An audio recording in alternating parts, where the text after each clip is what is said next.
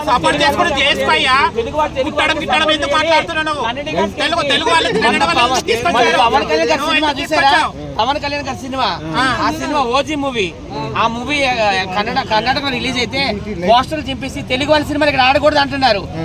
నిన్న బళ్ళార్లో మన తెలుగు పేర్లు ఉంటాయి కదా, వస్త్ర దుకాణాలు, బంగారం దుకాణాలు, హోటల్స్ పైన తెలుగు పేర్లు అన్ని కొట్టేస్తున్నారు. బళ్ళారు ఒకప్పుడు మన ఆంధ్రాలో ఉండేది, అనంతపురం డిస్ట్రిక్ట్ లో. అక్కడ ఉన్న మంత్రులు ఏమంటున్నారు, కన్నడ మినిస్టర్స్ తెలుగు వాళ్ళతో మొత్తము బెంగళూరు నుండి సాఫ్ట్వేర్ కంపెనీలు నిండిపోయినాయి బాబోయ్, ఇక్కడ నుండి వెళ్ళిపోండి అంటున్నారు. సిగ్గుందా వాళ్ళకి సపోర్ట్ చేయడానికి? సిగ్గు కాదు, తెలుగు సినిమా నటించలేదు. బిగ్ బాస్ 9 గా చెప్పంటున్నా నేను. తెలుగు పద్మశ్రీలు, నంది అవార్డులు, ఫిలిం ఫేర్ అవార్డులు, నేషనల్ అవార్డులు వచ్చేసినట్టు మాట్లాడుతున్నాం.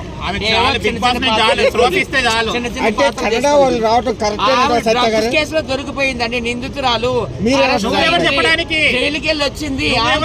బిగ్ బాస్ లో అంటే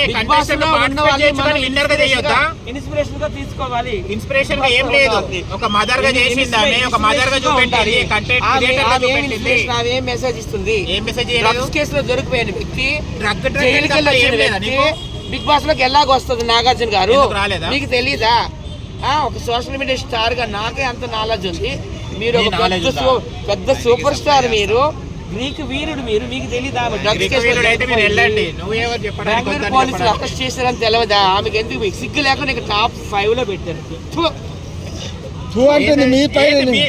నా మీద ఉంచుతున్నా.